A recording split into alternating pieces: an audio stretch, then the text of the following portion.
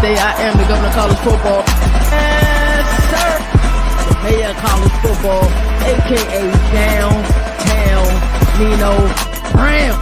Yes, sir. Welcome to another marvelous episode of Overreaction Monday. I am the governor of college football.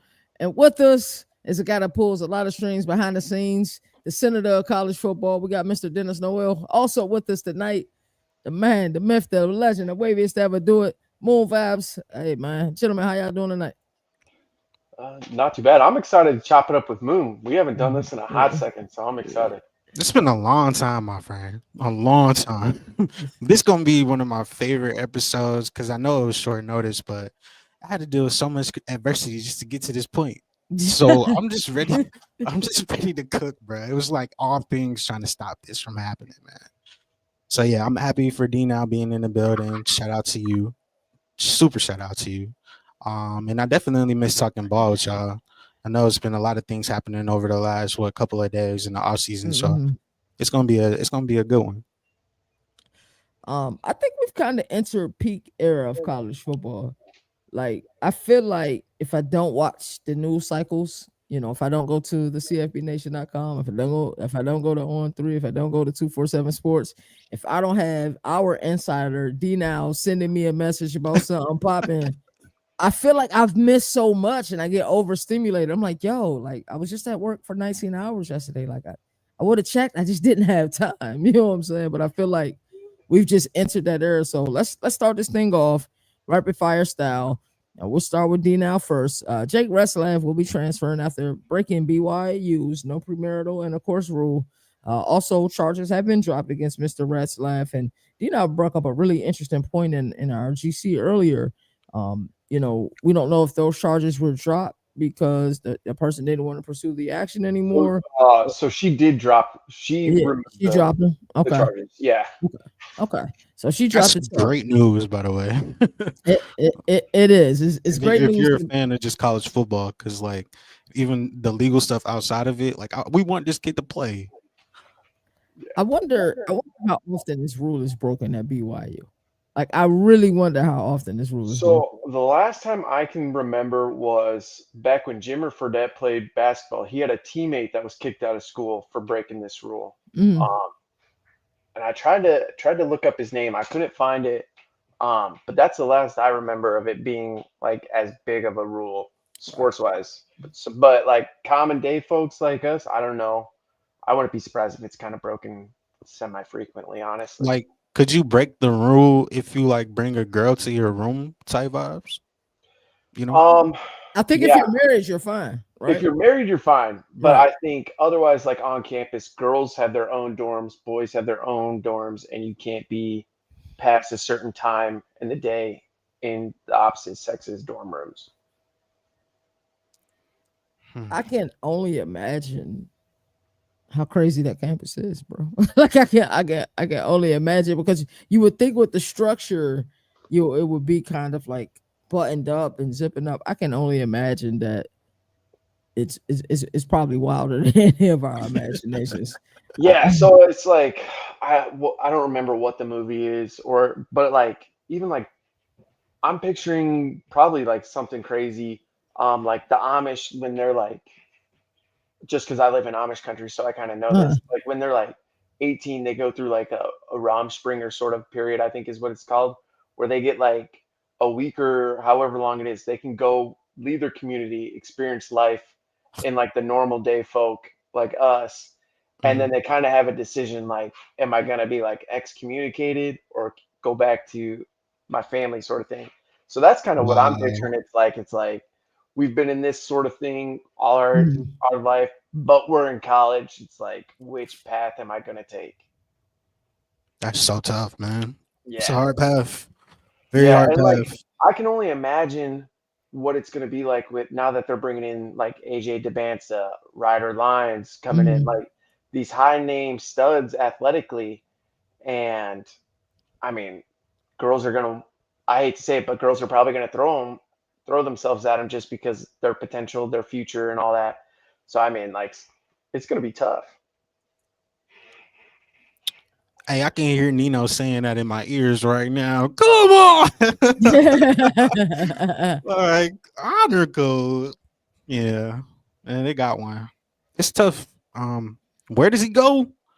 Man, I was thinking about that earlier. I said, man, my guy got 20 touchdowns, 12 interceptions. Last year was his best work, 6 touchdowns on the ground, putting in major contact, at least rushing yards after contact. I liked it last year. So he's a unique quarterback. Not a lot of people know a lot about him, and I hate that they get a chance to see him in this light, as their first experience. Not a lot of people in the country pay attention to BYU football, but for those that know, he's an interesting prospect. Now, I don't know where he goes. I was sitting here like, man, everything is bigger in Texas, Jake. So you might as well take and tell us out there, TCU. Nah, never mind. That's the wrong situation, right? That's the Stillwater. Hey, nope. Brian Browning in the building. What's happening, man? Hey, can we do Stillwater? Can we possibly do Denton with North Texas? Take over with Chandler Morris. So I don't know, man. Like it's a tough pill. Is he available? Thank you. You were reading my mind. Is he even able to get to the transfer portal? Because the portal was closed, or is this like those outside circumstances? I'm gonna assume that it's gonna be like an outside circumstance. Okay. Because he didn't break a rule at any other university. It's just Brigham Young's. University. So I think, not to cut you off, Moon, I think there's a couple bigger name schools that he could go to outside of like a North Texas or like. So I'm casting the net too little. Yes, I think some bigger schools, one big school and like a medium-sized school could use his help. I'm going to start off with the medium-sized school. I'm going Maryland. What? Right now, wow. Yeah, Maryland. Right now, their best quarterback is Malik Washington, an 18-year-old kid. Yeah. Why not have someone who could come in 1 year? He's got 1 year eligibility. That way you don't rush the development of this young kid. Potentially, I hate to say it, might be Mike Loxley last year. I think it will be. He could be the bridge guy to help usher him out. That way you keep Malik Washington with a bigger name coach that comes in, if you can keep him. My second one is my big school, Tennessee. Oh, yeah. Okay, that makes a lot of sense. Aguilar's there. We all think that he's not the right quarterback for it. They got 2 freshmen behind him. You don't want to rush those freshmen again. You look at it, I'm thinking the first month Tennessee is 2-2. Aguilar's had enough. You've seen he can't do the job. That gives Jake an extra month to learn the offense. He comes in right before an easy path on the SEC schedule because they have already played Georgia at that point. Syracuse, I think those are their 2 losses. And then I think the toughest game they have left is Bama and Florida. I mean, he could easily take them from a 2-2 to an 8-4, 9-3. Maybe sneak their way in as that 12th seed in the playoffs. So you like Jake? You like Jake more than you like Merlinger, and you like Jake more than you like Aguilar, right? I'm not saying that. I'm saying Heupel may not want to rush the young guys in right as SEC conference time starts. That's understandable.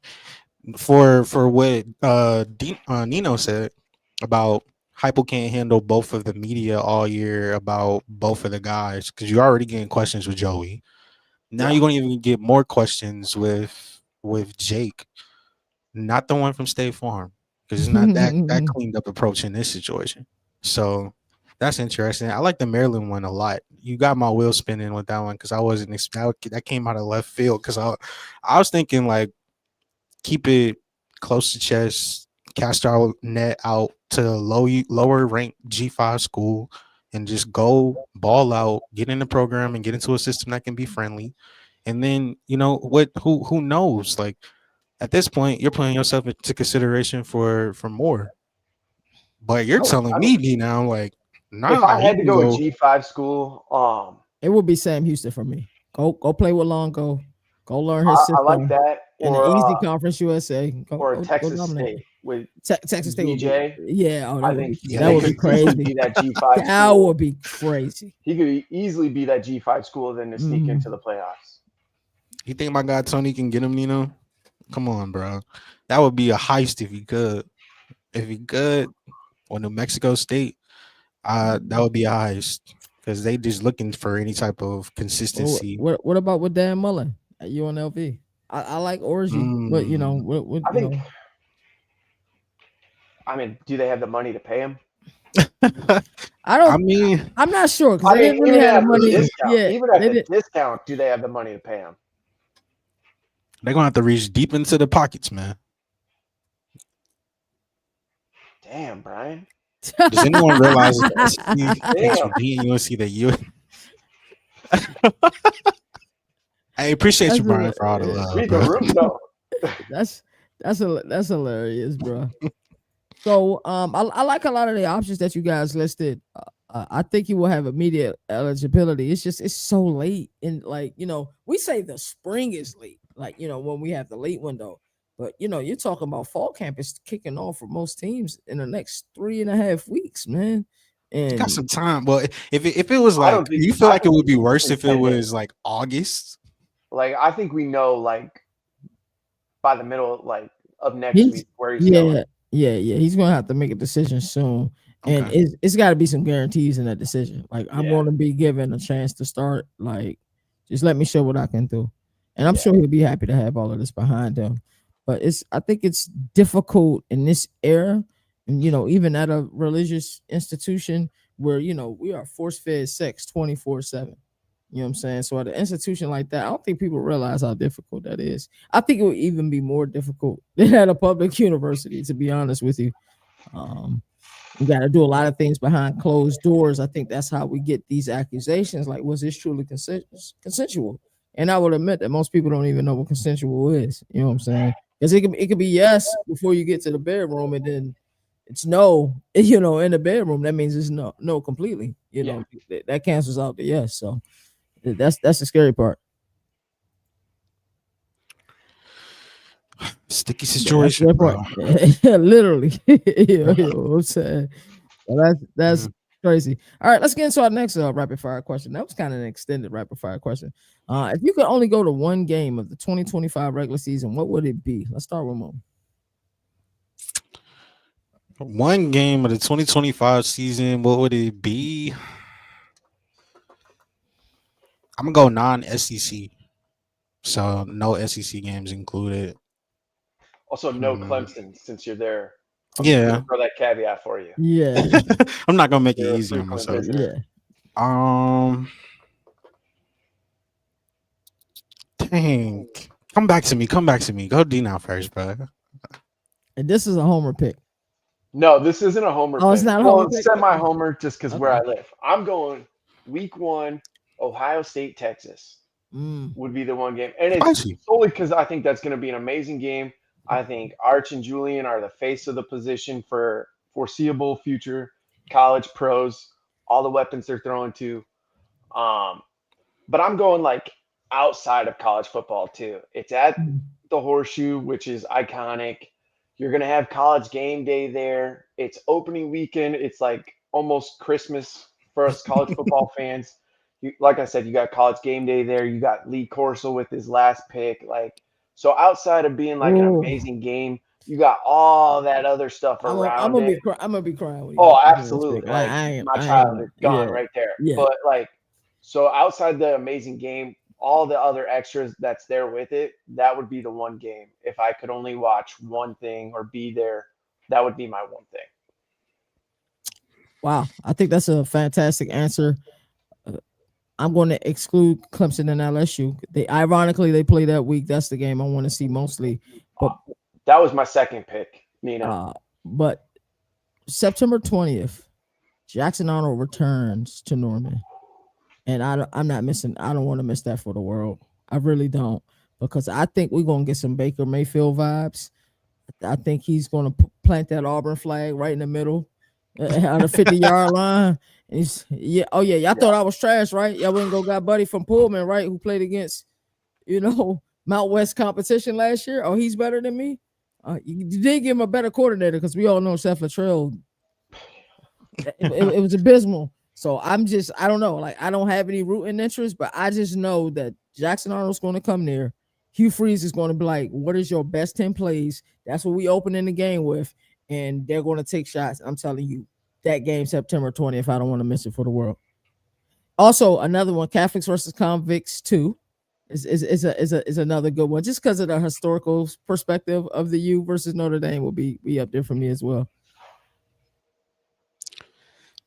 Y'all are going crazy right now. I like that. Chat, Alabama. Shout out to Alabama. y'all, man. When the last time Alabama been in Athens, bro? Feels like forever. It feels like forever.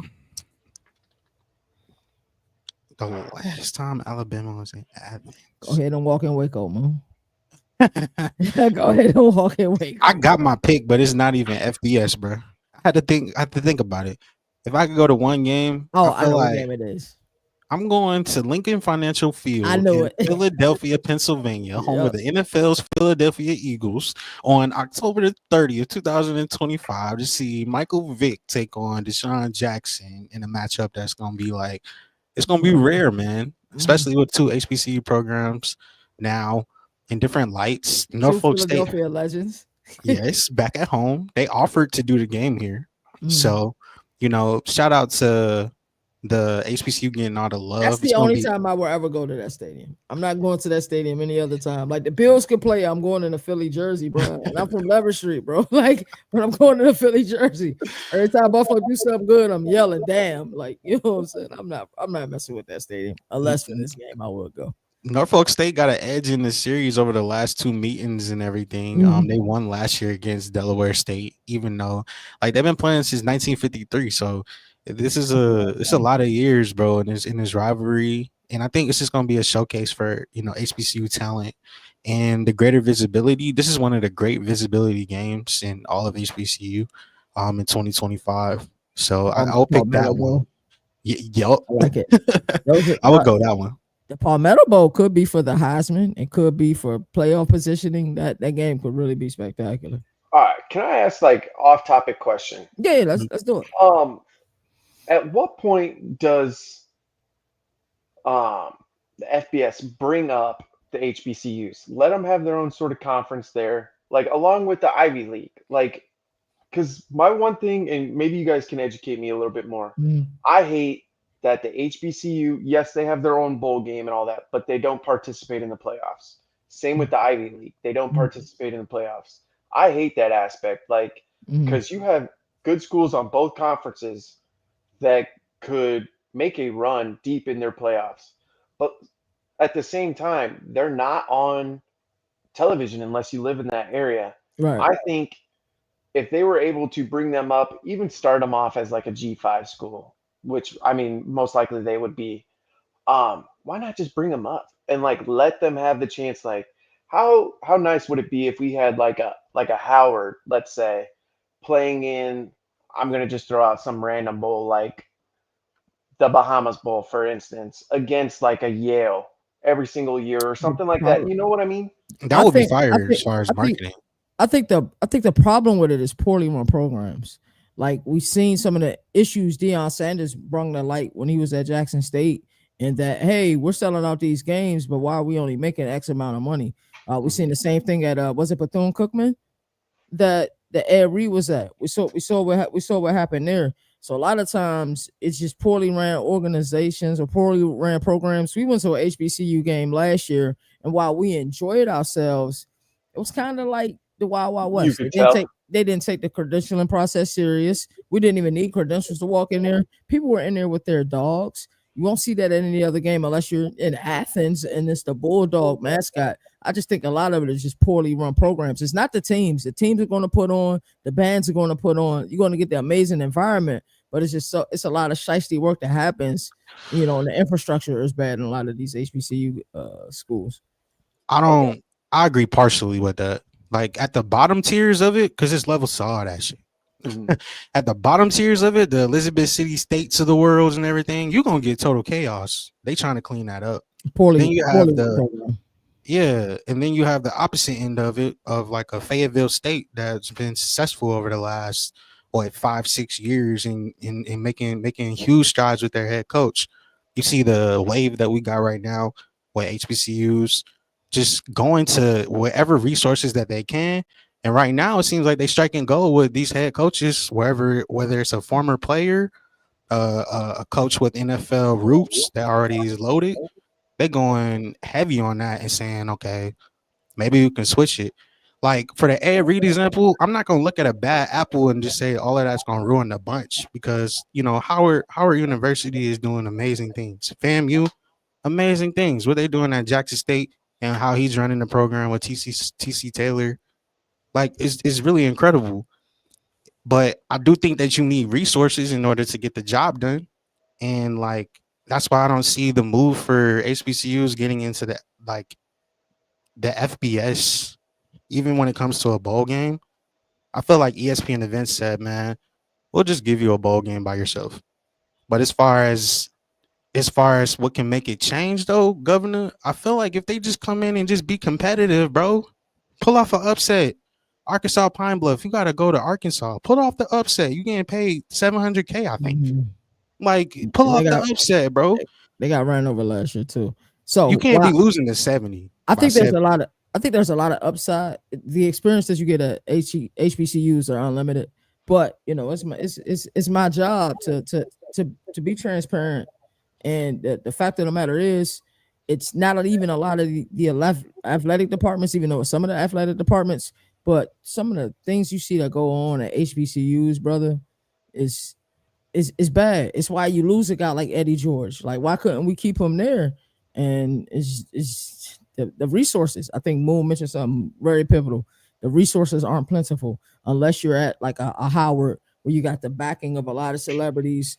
We ain't no Diddy, but like a Diddy or former people who went to these institutions who wanna see this thing right it. But I just think that's why we haven't seen something like that. But the experience is crazy though. And Mo would know that better than anyone. He's been to more HBCU games than probably a lot of announcers, man. Just to be honest with you. But we had some really good questions asked by the panel. How do we feel about Pac-12 this season and Texas State edition? This caught me off of guard, bro. Like, I did not know that Teresa Cole was cooking like this behind the scenes, she's bro. goated, bro. I have to meet her. Like, we gotta make that happen, bro. Yeah. Because she's like a mob boss of all mob bosses. Like, she's really the real power player. I'm sitting here like, okay, at this point, I don't trust. Like, if you're any of those schools that's out there, if the Sun Belt can just get poached overnight, like, what makes you think that you ain't getting calls? You talking about worried about kids entering transfer portal? You need to be worried about Teresa Gold hitting up your your communications department in the DMs saying, hey, like, I know it was a long time since we last talked, but we got 8 schools now, and Texas State is, they getting adjusted over there. Meanwhile, Texas State over there got their feet up on the couch. They eating Cheetos. They ready to go. Like, she's cooking. I'm surprised. This caught me off guard. I'm happy for it. I hate it for the Sun Belt. They gonna hopefully get a new acquisition, like maybe Louisiana Tech. Who knows? Like, maybe. I guess that's what they're not done. Because they're not starting this season. They still got another year, and we know how much George Clearcall was waiting for that deal for his media days. By the time his media days come, say goodbye to like 80 of your teams, buddy. So great start, but I don't think they're done. I don't think they're done. I agree with Brian. They can get a school like Memphis because it's all about location now. Being able to have different kickoff time slots. And I think in 2030, when we all know it's easy to lead the ACC, Stanford and Cal is going back. I know that. Man, they need to figure out a way. They need to figure out a way to make North Dakota State leave by any means necessary. They need to start going for the FCS. All for the Dakota schools. That's smart. All for the Dakota schools. All the FCS programs, and like you said, all the Dakota schools.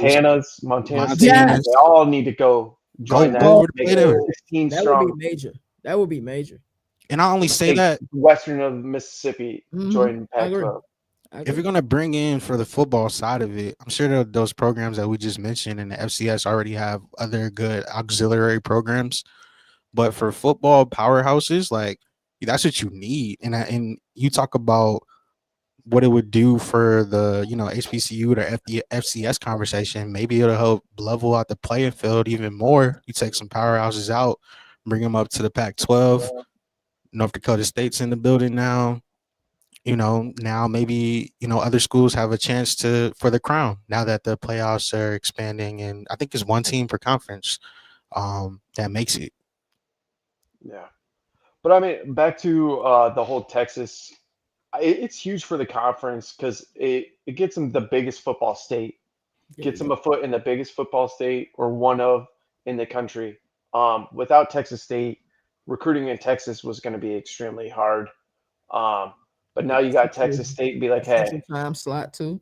yeah, if we can be deemed as a Power Five again, and you're in the state of Texas, but you're not getting looked at the big three or four Texas schools, um, I mean, why not go for a Texas State and play in a P5, potentially get Mhm. an automatic berth into the playoffs if they're deemed that way again? Um, so yeah, I agree with you guys. It's huge. I just can only imagine how crazy it's gonna get. Like I know the excitement is now for Texas State, and it's been cool to see on social media them the other members of the conference showing Texas State love, and from a college football ecosystem point of view, I feel like that's cool. But I just like KT said, bro, I just feel like Texas State was just a bombshell from this field, but I'm over here still waiting because I feel like Teresa Gold still got the clip fully She not loaded. she not done. And she played Gloria Nevarez to answer Nino's question. What happens to the West Conference? I Merge. think you have to look at Gloria Nevarez and say, "Hey, how did you allow this to happen?" Like they were a Pac-2, but you let them play in your regular season last year. A part of their core games. They couldn't play in your conference championship, and they was able to poach a bunch of schools and prominent schools from your program. Like while we give Teresa Gold the credit that she deserves, I think we also need to look at Gloria Nevarez and say you got played, call me. It's like, friends closer, enemies, you know what I'm saying? Friends closer, enemies closer. You know what I'm saying? Like they got played. And it's a possible merge. Pac-12 isn't done. I Yeah. promise you. They're nowhere close to being done. This is I'm Yeah. just surprised that they got this so fat, like so quickly. same. Same. I'm They gonna were have to go dead. with Brian. Like they're basically the new whack. Like they'll live out this Wow. year, and then I think the Pac-12 They'll eats them up. fold. They'll fold. So Yep. it'll still be the G5 essentially with the Yeah, with Pac-12 the will just take bigger over. Yeah, P5 name. with a bigger P5 name. The Wow. Pac-12, aka the state conference, because every team in the conference is a state after it. Mm-hmm. Oregon State, Montana State, Montana State, not there yet, Moon. Well, don't let That's, Teresa go hear that. that's a good point. The Pac-12 got the media deal done. So that's why I don't understand why I hear people Yeah, being critical. Like, oh, I don't think the Pac-12 is going to be like, dude. Like, shout out to Oregon State and Washington, man. Those staying true. programs in Corvallis and Pullman who saw the vision, like, yo, we're going to control everything now. Like, because they Yeah, were and now power they're the players big before. dogs, and they're gonna Yeah, get the bigger chunk yeah, of the pie. yeah, And yep, yeah. They played it. They played their role, bro. I agree. I think that Texas needs someone else in the central, like you've been saying, Brian, someone else in the central That as would like be a crazy. traveling partner with them to go west. Memphis would be crazy. Memphis, Yeah. Tulane, and UTSA would be crazy. We heating up now. We really heating up.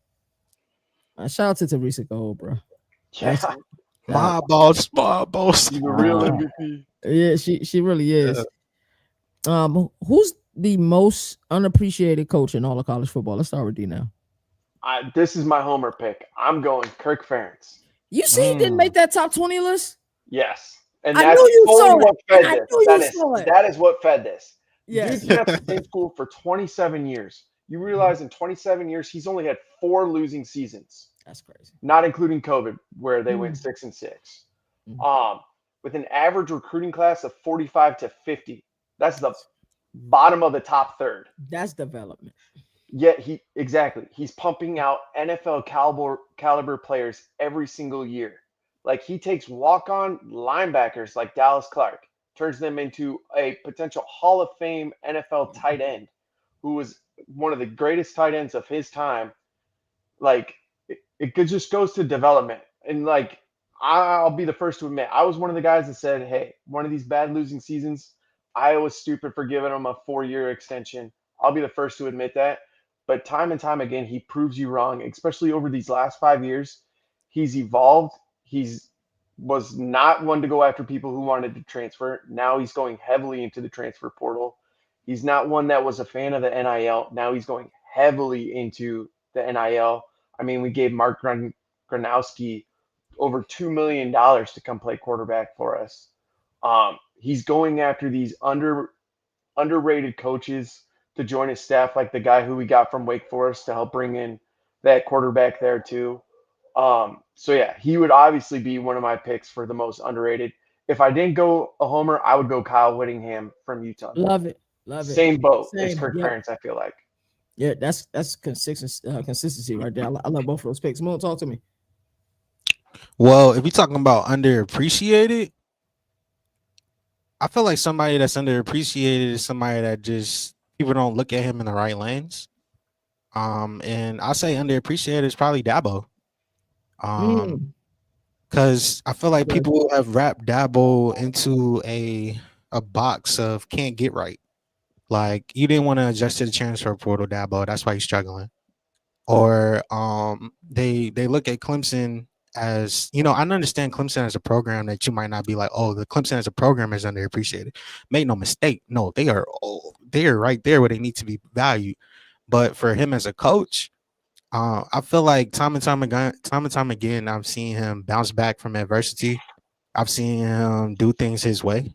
I've seen other coaches leave and exit the premises, like the Nick Sabans of the world. So we've seen other coaches that retires, the Ed Orgerons, the national championship winning coaches that just depart and go to the wayside. And then we're looking for the next one, and we're like, who's going to be the next guy? And then we're like, well, Dabo, what he's doing, I feel like he's underappreciated because he's a dinosaur in a in a Jetsons world. Like we're in the Jetsons right now, and he's just like the dinosaur that's just like the Flintstones. And we don't give him enough love for what he's been building in Clemson. You go there to that program, it like they belong in the SEC. Like that's a SEC school right there. But you talk about what he's building. I know it's not just on the shoulders of one guy, but they look at Dabo like he's such a power figure in that part of South Carolina. And I know that the Tigers fan base appreciate him, but I feel like he be catching strays from all over the place from everybody. So if Clemson gets it done this year, I'll be looking at him like, yo, we should have bet on him sooner. I love it. We got PJ Black from the mayor of college football said that. Uh, Brian Brownlee said Jeff, Nevada's head coach. I think those are all good picks as well. I'm gonna go with another Big Ten guy. I'm gonna go with Brett Bielema. He's starting to get some of the accolades he deserves. I don't think people understand how bad those Illinois teams were under Lovie Smith. And granted, I'm a Lovie Smith fan, but those teams were terrible, Mm-hmm. beyond terrible. Like the talent that he had on the teams, he couldn't recruit in Chicago to save his life, couldn't recruit in the state of Illinois to save his life. And what Brett Bielema has been able to do is kind of give them identity, bring that discipline there. So I like Brett Bielema. I'm interested to see what happens with this team this year. So I'm a little scared because I have high expectations for this team, and y'all know what I do with teams I have high expectations for, and they don't meet my expectations. I'm don't I'm not even talking about you the next season. That's kind of where I'm at with it. So yeah, I'll go honorable mention to your point. Beamer in South I, Carolina. yeah, I like I'll Shane put Beamer as Beamer well. in Yeah, as well. I'm surprised you didn't go with the Homer pick, bro. Well, Frankly, Key, yeah, I'm trying to get away from Homer stuff, man. yeah, Trying to Yet he get away chose from Dabo. yeah, that shows yeah. Dabo. So it was That, that's right. That's the right. lesser of That's two right. evils. Yeah, yeah, Everybody knows that I love Clemson, but I love yeah, Georgia Tech a little bit Oh, more. I'll go Homer till I die. I yeah, mean, you guys know where yeah, I'm at. yeah. Yeah, Kirk Ferentz, Dabo Sweeney are both underappreciated. What week will impact the college football season the most? Let's start with you, Moon. Week 1, I agree. week 1. I want to say week 3 so badly because there's just so many pivotal matchups. Like I think Alabama and Georgia play that week. There's other big name Week week five, 5. I yeah. mean, I said week 3. I meant week 5. Um, that's another one a week that stick up. But week 1, just based off of pure excitement alone, market ratings, like you can only be as good as what your record is, allegedly. but your value for your team and your program is never going to be as high as what it is when your cards are like behind your back and we can't see you and we can't call your bluff. So once we start to see like who are the pretenders and the contenders in week one, like there's teams that we might not care about as much, like, but there's games that are truly impactful. The North Carolina ending off the Labor Day kickoff classic just automatically sticks out to me. What does that look like for? Because that can change the balance of the ACC with them already showing having a strong showing against the Big 12. You got the ACC also going up against South Carolina, Virginia Tech, South Carolina that weekend. Neutral site. Neutral site. You got Clemson versus LSU, neutral site. You so when I started looking at the magnitude of that, and then some of the like just underrated sprinkled matchups that are Syracuse, Tennessee, like in there, calibration games. Yeah, hmm you don't really get people don't have any bluff that they can call right now because we're just going off of previous data. But as soon as you get on that field in week one, like everybody's going to know a little bit more about who you are. And if there's some teams that we're maybe not projected to be as high and they come out and over show and show out, I feel like it can have a major ripple effect, and especially to some teams confidence, bro. Like yeah. What tennessee happens to tennessee Tallahassee? What happens? Tallahassee, What if they happens in Florida shock the State? world. Yeah, And Thomas Castellanos isn't just talking out the side of his neck, and they actually get the job done. Kellen DeBoer Then can't go to Alabama. I tell you that week he better stay the hell away from Tuscaloosa if that happens. Just stay in Tallahassee, brother. Wait the week 2. Because they're gonna be on his head. yeah, that would be my answer though. Week one. I love it. I know it might be a homer pick because I'm super excited for that week for the tour, but Right. whoa, from when it starts like on Thursday through the Monday, there's gonna be so much chaos, bro. So much chaos. A lot of traveling. Yeah. Did not Yeah. talk to me. Yeah, I think this season breaks down into 2 weeks. It's going to be week 1 and it's going to be week 5. So you're either excited about week 1 or you're excited about week 5. Week 1, obviously, for like what Moon said, but week 5, I think, is where the separation starts to happen. I mean, you got games like LSU, Ole Miss, Auburn, Texas A&M, USC, Illinois, who could determine who plays potentially Right. Ohio State or whoever. Bama, Georgia is going to just be a Damn. bloodbath. I feel like Oregon, Penn State rematch of the Big Ten title game could be another preview of this year's Big Ten title game. So if I wasn't going to choose week 1, because obviously you got all those big games right there, week 5 would be the other week that I chose. I love it. I like both of those picks. I'm definitely cool with both of those. So we'll stay right there. So we do got we do have one last rapid fire question. Top 3 group of 5 quarterbacks in 2025. Either you can start. I'll go. I got my list already ready, so I'll give Moon a hot second to think about it. And these are in order for me. First, I'm going Blake Horvath from Navy. Almost 1,400 yards passing, which is obviously a lot for Navy nowadays. 13 touchdowns, almost 1,300 yards on the ground, 17 touchdowns. We saw how much he meant to the program when he was. They were top 25 for most of the season until he ended up with a hand injury. And during those, they went 2-3, kind of derailed their whole season. Second, I'm going Parker Navarro out of Ohio. In the fourth quarter alone, he had 77% completion, 9.8 yards per attempt. He posted a QBR of 96.0. That's the best of any quarterback in the country in the fourth quarter. Wow. And on top of that, he was only the 13th quarterback to have 18 plus touchdowns in the college football era. That's crazy. And third, I'm going Tucker Gleason from Toledo. He's the only G5 quarterback to throw for 3,000 plus yards, 30 touchdowns, and have 13 or fewer turnovers to return to their team this year. So, Buddy, yo, you just gave straight bar talk, bro. he brought receipts, bro. Oh man, great list. You showed the Mac a lot of love. I live in Mac country, so yeah. Yo, I love it. You going next, Governor? Nah, Buddy Brown receipts. I'm chilling. All right, top G5 quarterbacks. Mine is really no order. I'm going Alonzo Barnett, JMU's quarterback.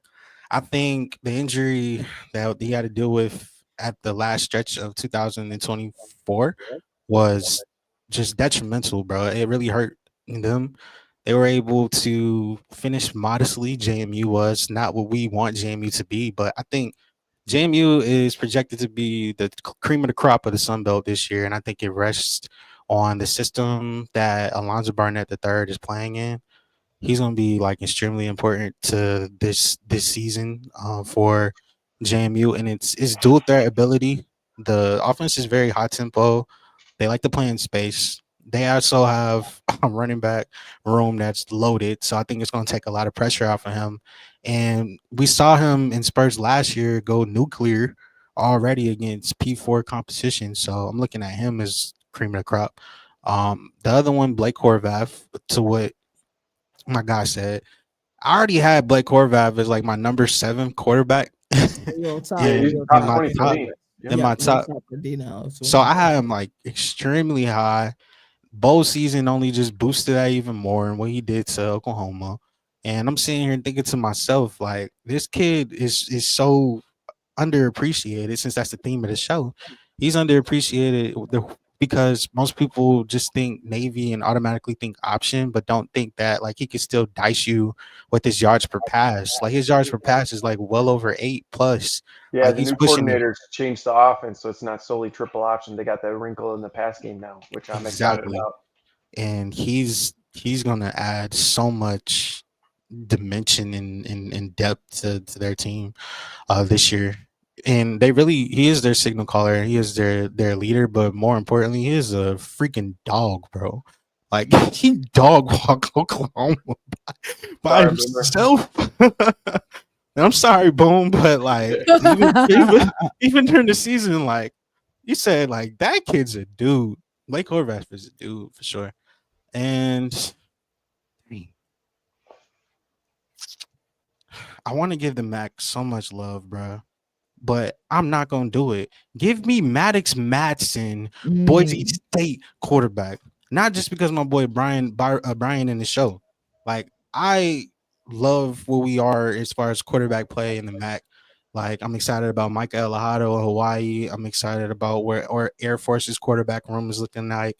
You know, New Mexico is probably going to be bottom of the barrel this year since Devin Dampier decided to leave. But you know, cream of the crop in the Mountain West this year is good, and I think it's going to be on the shoulders of Second year in a row.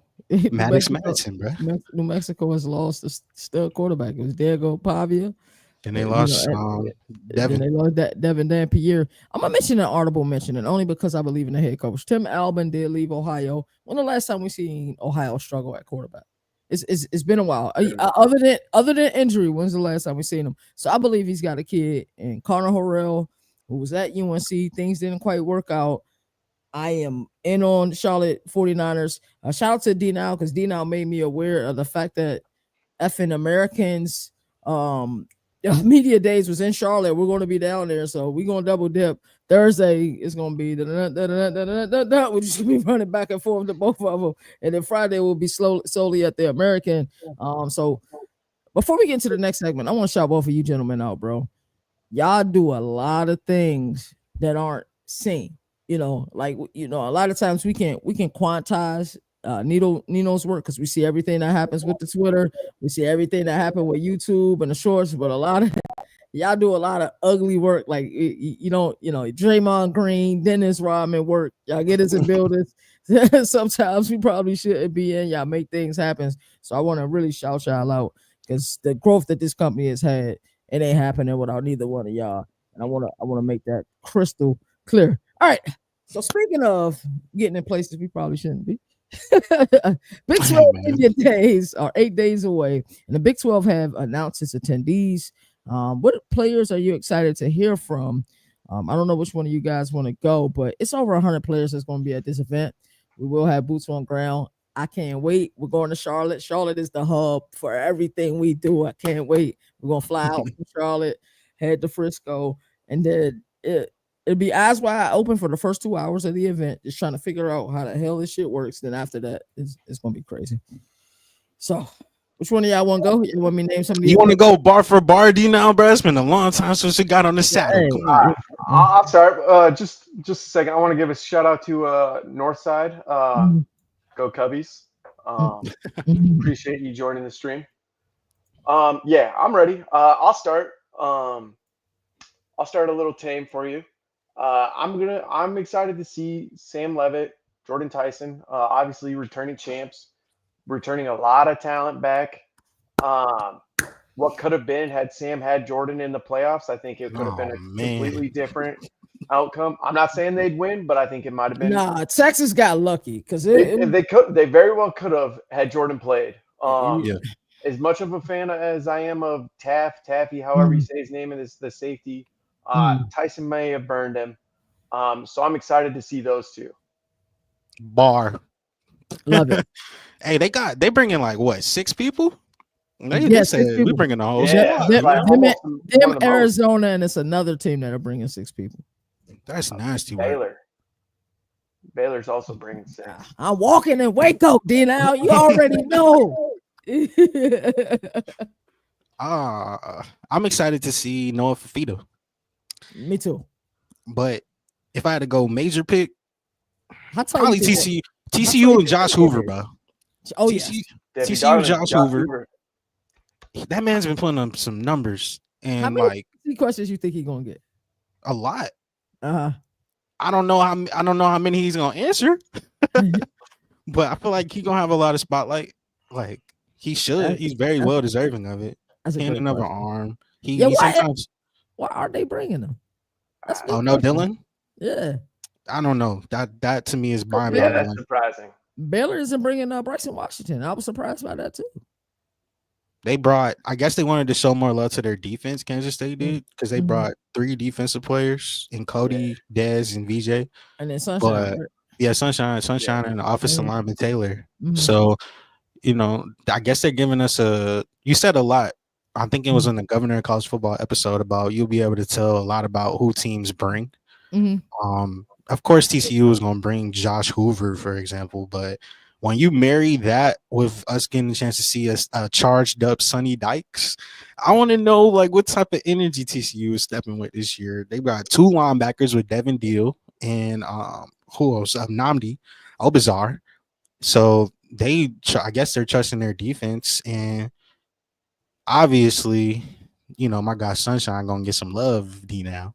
Get some love. You see, Texas Tech ain't like that team from Waco putting 59 points on them. You see, they 4 of their players are defensive side of the ball. All right, so we just named the guys that we're most excited for. So let's go. Let's start meat and potatoes.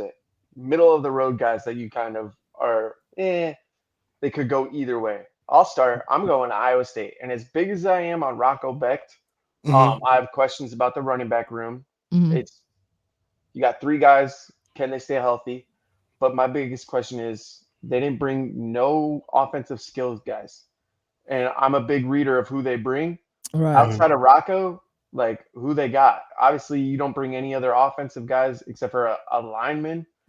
That throws some red flags up for me. That's scary. That's a great reading of the room, by the way. I'll give you another read of the room. Bars. Don't do it. Don't do it. Dino, I love this next team. I love West Virginia. I love you. But why do you only got a wide receiver, an offensive lineman, and a defensive lineman? No quarterback? They ain't got a quarterback. They ain't got a quarterback. What? Can you tell me who their quarterback is right now? Just bring 2. Colorado's doing it. No, because if you got 2 quarterbacks, you ain't got no quarterbacks, which is my second point. Why is Colorado bringing 2 quarterbacks? Yes, I know one of them is the highest. One of the highest recruited quarterbacks that they got, but if you got 2 quarterbacks, you ain't got no quarterbacks. Coach Prime, is Coach Prime gonna be there? I haven't heard news that he haven't gone because we know about the health scare he's had, but I think he'll be there. I think he'll be there. It's a good question. Why you bringing 2 guys? It is. You ain't got none. Yeah, you do. I've only seen it work for one team last year, and that was SMU. Out of all the teams at ACC Media Days that had 2 quarterbacks, what was it? 5? UNC, Pitt, SMU. It was a couple more. UNC, Pitt, SMU. I brought 2 quarterbacks. Who am I missing? UNC, SMU, Pitt, Duke. It was one more team that brung 2 quarterbacks, and we were just looking like, yo, I don't even want to talk to y'all. Was Why do it you Cal? Cal? Yeah, Cal. Rogers and Yeah, Rogers and Mendoza. I think. yeah. 5 teams brung 2 quarterbacks last year, and I was so mad at Brett Lashley last year.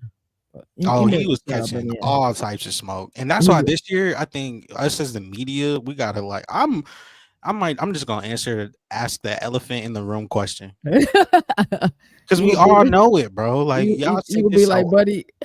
So What's buddy? which one of the buddies is starting? yeah. Hey, what's Who's buddy? hey, That was it? Did I ask Kayla Williams the question, bro? Last year? But he came in hot, bro. I hope that we don't see Lee Hunter either, because if they're the same day as UCF, that's gonna be awkward. That's gonna be awkward. That is. I want to see Scott Satterfield, man. I know I've been very critical of him in the past. I want to see what's up with Cincinnati. he's coaching for his job. Are we He on did. like Oh yeah. okay? Oh yeah. Yeah. Oh yeah. And like I hate to knock any sort of guy who can make it this far in their career, but Brandon Sorley, I mean, is Sorsby. not the guy you want as your quarterback if you're coaching for your job. Like, I mean, no disrespect because he's made it further than I mean, yeah, 99.9% yeah. of everyone, but like that is not the guy you want to put all your chips on to save your job. That's hilarious, brother. That's gonna be fun, like getting a chance to see him because he's gonna, like to your point, I feel like he's gonna be one of those players that has the greatest impression on me, either positive or negative, because I don't have much information on him besides what we see in the stats, what we hear Mhm. from the blog posts and the sources that we have. So being able to hear him speak, being able to see like what type of energy does he have is gonna go a long way, a long way. And then like on the opposite side, like Jalen Daniels is coming, and I'm like, all right, what type of? I mean, Lance is obviously going to be there, Coach Lance, but I At want to some know point, do you like call Jalen Daniels doctor? Because I mean, he's been there for a decade. So Dr. Daniels. Dr. Daniels. Yeah, that's a good point. UCF is Okay. kind of like under the radar. Like, so with the UCFs and the West Virginias of the world, like, are y'all for real? Are y'all gonna be back of the pack this year? Are y'all actually like gonna fight above weight class, punch above weight class? Why What are take y'all? Carter Wegman there? Is that puzzling either one of you guys? Oh, for Houston, Yeah. yo, because aren't they bringing Makai? They're bringing Makai. They're bringing 2 wide receivers, Makai Muse and Johnson, Mm-hmm. but who's no the other quarterback. quarterback at Houston? So like the way I read it is like, is he the foregone starter? Right. That Mm, scares me. Yeah. mm. That Like if scares you don't me. bring a quarterback, it just shows you like either one, he's not a team captain, which scares me, Right. or two, you don't have a quarterback, which obviously should scare everyone. So Because that's just the way I read it. we Like seen that's how I would read Oklahoma State. Like who Yeah, DJU. knows who's taking snaps there? Yeah, you're right. So That's very I mean DJU esque. Like how Oklahoma he didn't go State, last year. right? This kind of felt like it was ducking at that point. You don't really want to deal with the smoke. I feel like Oklahoma State's the team that don't want to deal with the smoke this year. They bring in oh tight hell end no. Josh Ford, It, defensive tackle Emin Oates, and They're DB there so Cam they don't Smith. get fined, and yeah, that's that's it. it. And Gundy did such a terrible job at last year's media days. It'd be interesting. But that you look at that roster construction, boy, it's bad. Who's the player that you are most excited to interview though? I mean, besides walking in Waco, Casey. Okay. I like your pick for Caden Salter. Actually, it's probably my most other only because I've seen him play a lot, and I would want to have not an auditorium interview because I have an auditorium interview. You'll probably get upset, but breakout room, I'd be able to explain, bro. I seen a lot of your games, like season credential member at Liberty. But like, bro, like, tell me the truth. You was pissed off. Like, I would Yeah. ask him off camera. Like, I know you were pissed off last year, just like I did with Thomas Castellanos and like I did with Jordan Travis the first year there. I was like, man, you get sick of this shit. Remember how he looked around? You're like, yeah, I get sick of this shit. Like, Cameras rolling. yeah, yeah. Yeah. It's crazy you said that because another alternate thought I had when you mentioned Tommy Castellanos, I thought about Florida State, but not where they were this year, but where they were last year. They came into ACC media days. Like I'm gonna make the parallel. They came into the ACC media days of like the most drip, the most ice. Like all their players was iced out. Like they had Patrick Payton, bro. He had the big chain on. Like that was diamonds dancing. And Yeah, we get to the season, and then we go 2-10. yeah, he's Like supposed to be Jared Verse. yeah, that's what we get. So I want to know like who's coming with that energy and like how that matches in the season. And then for players that I thought about you interviewing as well, there's always some guy that comes out of nowhere that just has so much energy, basically just steals the show. I'm interested to see who that's gonna be Mhm. in the Big 12 media days because a part of me wants to say it's gonna be like a charismatic guy, big smile, like you know, It'll probably be Jalen Daniels. like yeah, like Jalen Daniels, for Like somebody, example. it's probably like his fourth time going, fifth time going. Like, Mastered it at this point. uh-huh. New kid on the block, Devin Dampier. I'm probably most excited to talk to him. I figured that for you. Yeah. Dina. Who would I want to interview the most? Mhm. It would have to be probably either Noah or Avery, just so I could talk to them about like what it was like hearing their names thrown around, even when they weren't in the portal. Right. Um, just see what kind of mindset is like. Hey, should I actually maybe entertain this sort of thought, or Yeah. no thought ever crossed my mind of leaving either of these schools. So those would be the two that I would probably want to reach out to. Hey, this Northside kid knows ball. Florida State needs to step up in a major way. Almost feels weird not seeing them fighting for that. It is. It is. Especially when we think about that run that nobody will ever break. Bobby Bowden, Yeah, from 1987 to what was it, 2001? yeah, Or like 13 straight top 5 AP finishes. That's What? insane. yeah. That's crazy. Now, Mind blowing, man. for perspective, Nick Saban's highest is 5 in a row. Yeah. He did it 13 times in a row. I mean, that's So why. I mean, this our is next crazy. segment, he could Yeah. easily be Yeah. one of the four. Yeah. So who's on y'all Mount Rushmore of coaches? Did you guys want to do this from a historical perspective or for active coaches? I'll let you guys pick. I went historical, Okay. but I'm okay to do either. Now Like we could do let's start with you. historical, and Let's start then with you. Let's start with okay. historical. So I obviously went 1 and 2, chalk. Nick Saban, Bear Bryant. Mhm. Okay. Natty's. That's easy. Natty's answer Yeah. everything. Yeah.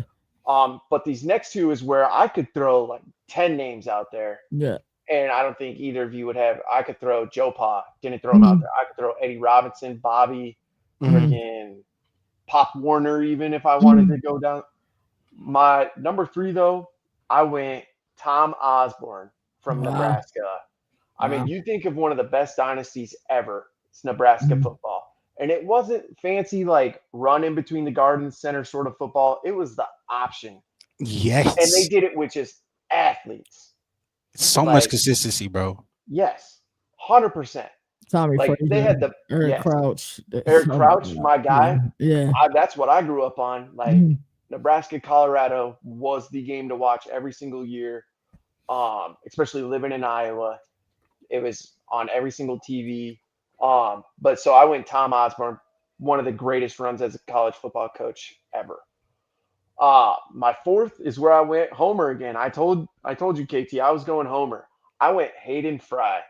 Um, he's Hmm. probably one of the best rebuild coaches in college football history.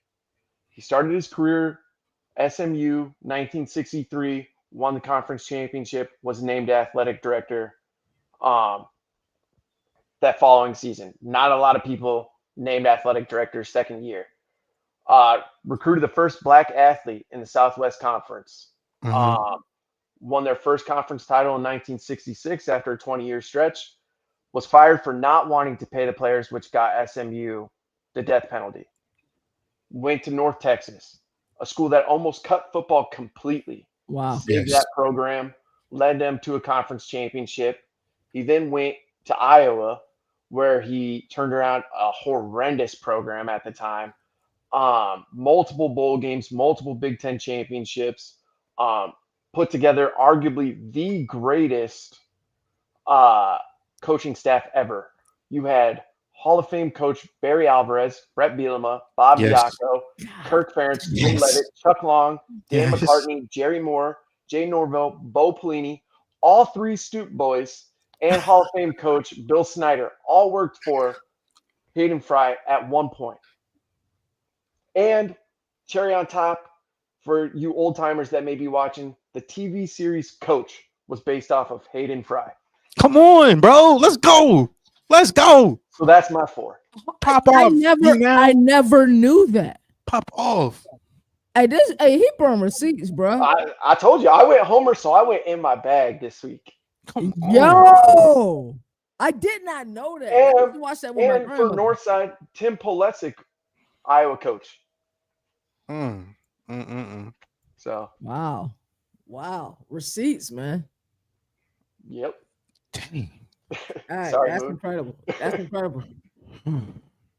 All right, number one. Well, this is not in order. Eddie Robinson, Grambling State, 57 years, bro. Over 200 plus players to the league. A beacon of HBCU excellence. That's crazy. His name is known. It's synonymous with Eddie Robinson, Coach of the Year award. So. Got any rabbits sitting in that bag? Hey, that's hilarious, bro. Hey, bro. I'm going him. I'm going Walter Kemp from Yale. He made it on it was hard. I wanted to go different. My list is probably gonna be different, but I feel like he's one of the godfathers of American football. He introduced so much, whether it's the scoring system, the snap, the line of scrimmage. Like, we wouldn't be where we are without his footsteps, and it's like trying to give an ode to, some of the greats. I probably put him up there. Nick Saban, of course. I feel like that's a chalk pick.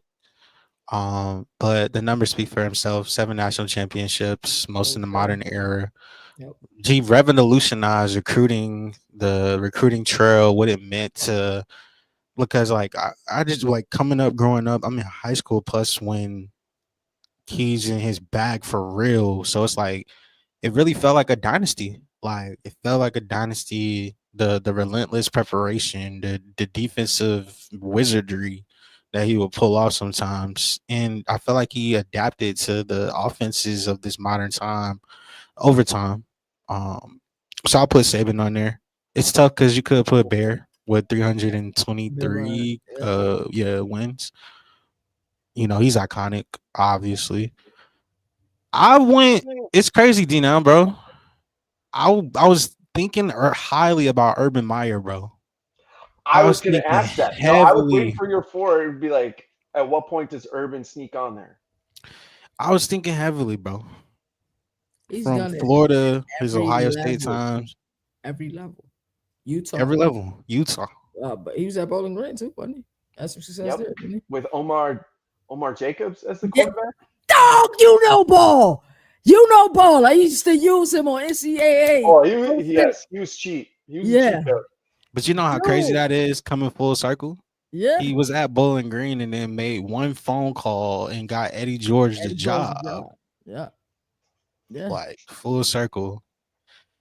I think Newt Rockne was hard too on my list for Notre Dame because Newt made Notre Dame a national powerhouse. He did it differently because at that point we saw so many different types in like offense, but with the forward passing game and the stretching the field, at least in that time, Newt's underrated. If I had to give one guy the last spot on my list, bro, underrated, maybe like what, Bill Walsh? Yeah. I want to give like a Bill Walsh because I thought about Bill Walsh, Bobby Petrino, Bud Foster with the lunch pail defense. Wait. Did you say Bobby Petrino? As in Arkansas Bobby Petrino? Yes. On your Mount Rushmore? Yes. For being the greatest, one of the greatest head coaches, motorcycle Bobby He's Petrino. an offensive genius, bro. He has a All right. he's probably one of the coaches in college football that has a knack for being an offensive magician and a wizard, and then having a knack for personal drama. Like he I would was be gonna say, perfect yeah. for real reality TV. He's a player's it's a player's coach. But if I was looking at like just pipelines just from that Bobby Petrino coaching tree pipeline, a lot of them. I guess I'll give my last spot to like Tom Osborne. He can make my list because I feel like all the other guys, I'd probably pick Tom over all of them. 255 wins, bro. Only 49 losses is insane. I like that. And I like that list. that offensive revolution was crazy. And my honorable mention, his head didn't make it, but Paul Johnson, former Georgia Southern and Mhm. Georgia Tech Georgia head Tech. coach. Bro, that dude didn't even need a play call sheet. He Yeah. knows it all in his Option left, mind. option right, option Option up right, the middle. midline, quarterback Right. route. Yeah. So I think before KT gives his, if I had to throw in an honorable mention, I would throw in Larry Kears. Not a lot of people know who that is. That's Mount Union's head coach. Uh-huh. Mm. 11 national championships at Division III. That's Had a crazy. record of 332 and like 20, I want to say. So Goodness something gracious. stupid. But he would be my honorable mention. Yeah, I got some honorable mentions too. Boshem Beckler. When I think of college football, he's one of the guys that I think of. You guys mentioned Woody Hayes already. Bobby Bowden, he's another one of those guys. You guys already mentioned Joe Pa. Like just when I think of college football, those are some of the coaches. And I know about the situation with Joe Pa. And you guys already know how I feel about silent acceptance. So I wasn't even comfortable in saying his name, but he's just one of the coaches I think about when I think about college football. I'm gonna go ahead and do a modern one. I'm gonna have Kirby Smart on there. Dan Lanning is on there. Mm. Um, this is where it gets difficult, bro. I'm gonna go Kirby. Well, I say Kirby Smart, Dan Lanning. Um,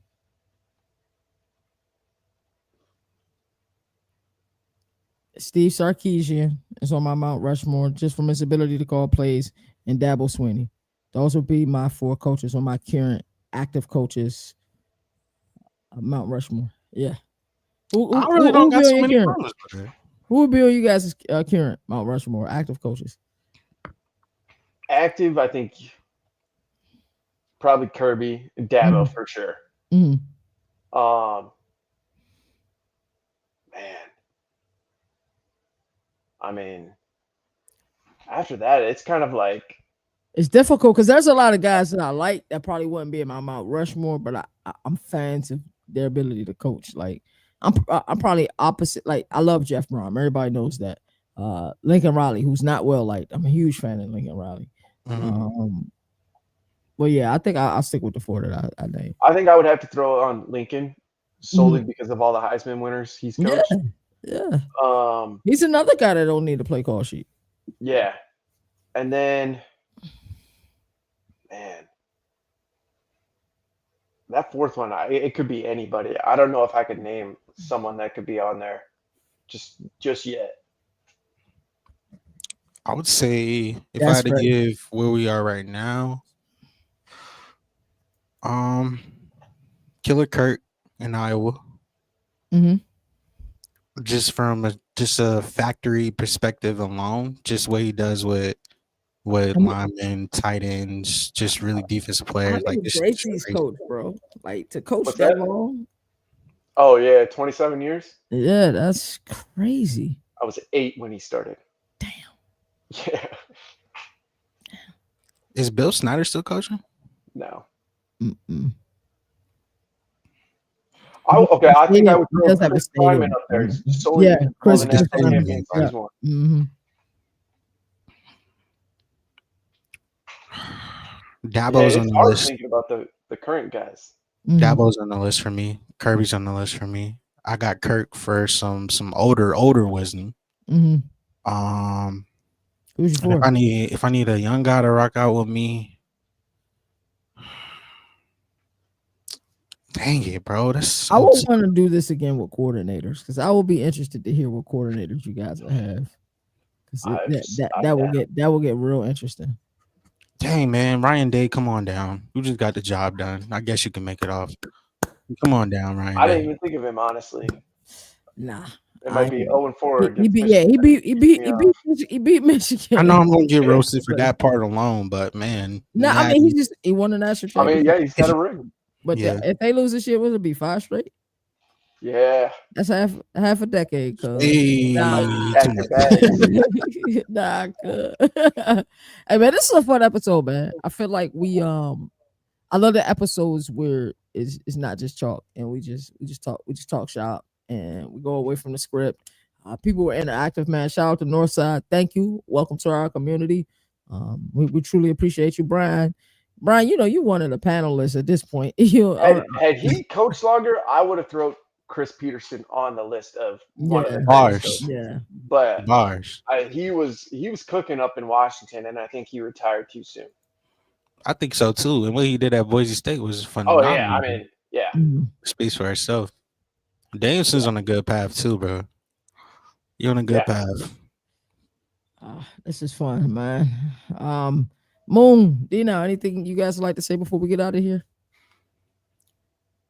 I enjoy Yeah, it. Like I said, Moon, it's been a while since we chopped it up, and I had to come ready for this. I don't know why yeah, you guys are man. Man, my surprised. man was dropping bars. Nah. It's one thing being ready. It's a whole other thing bringing receipts. You have receipts for everything, brother. I had to come ready. we are not worthy, Brian. It's We're been a while, not. so I had to make it worth it. Yeah.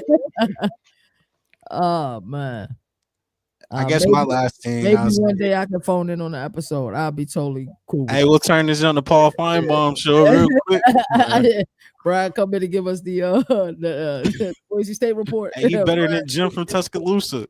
yeah, hey, Jim always be beefing, bro. Jim got smoke with everybody, bro. Jim from Tuscaloosa. Yeah, issues with everybody. But yeah, we can certainly make that happen, bro. Just Yeah. just hit us up in one of our inboxes. Yeah, we can certainly make that happen. This was a fun episode, man. D9 went dummy, bro. That's crazy. You guys want to do a quick update with what we're working on at the end of July? What's the new series that we Oh coming out with? yeah. So pulled some strings. UT's invited us to hasn't been 100% set in stone. It's either going to be at campus or Mount Union with their fall camp. Going to let us do a little sneak peek there, interview some players, and then KT. I know you dropped some news in our group chat about that whole. If you want to finish it off there. Yeah. Moon made it happen. So go ahead, Moon. Oh, there you go, Moon. Yeah. Oh, you talking about what happened today? Yeah. Oh, so bro, it's been a long process, and even in saying that, some might even bust a thug tear, Man, 2020, we've been trying since 2023 for our first year tour to get essentially noticed by the SEC, Southeastern Conference, and in TFB Nation's terms, we're going to use the word the other conference. So we've been trying to get on the other conference's radar for the longest amount of time, and we just, after what 2.5 years of trying now, almost 3, we finally can say that we have a partner in the game, and it's the University of Kentucky. I talked to the University of Kentucky today at length for over about close to 20 to 30 minutes, and told them more about who we are and was trying to pull some strings.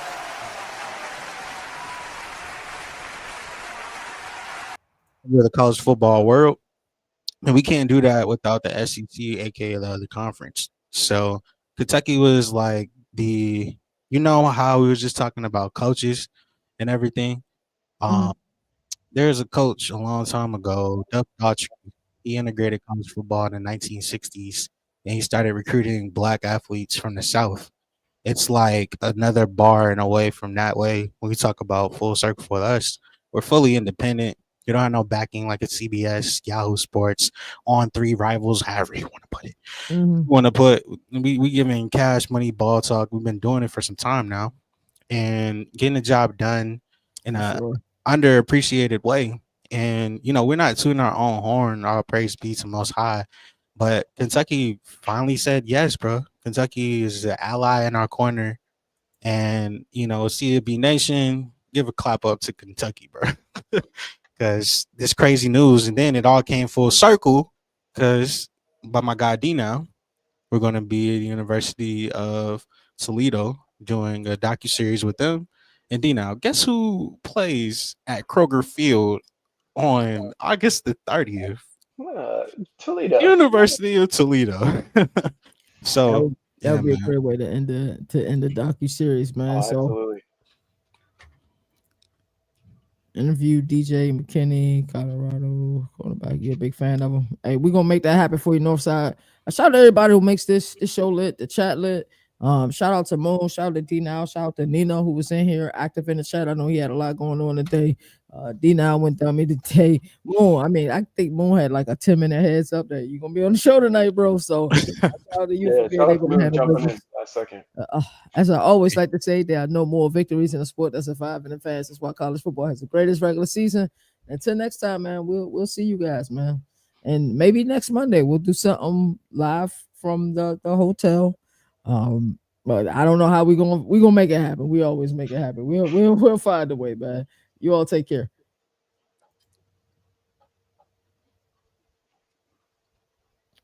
And of course, I can't find the video. Here we go. Yes, sir. Today I am the governor of college football. Yes, sir. The mayor of college football, aka Downtown Nino Brown. Yes, sir.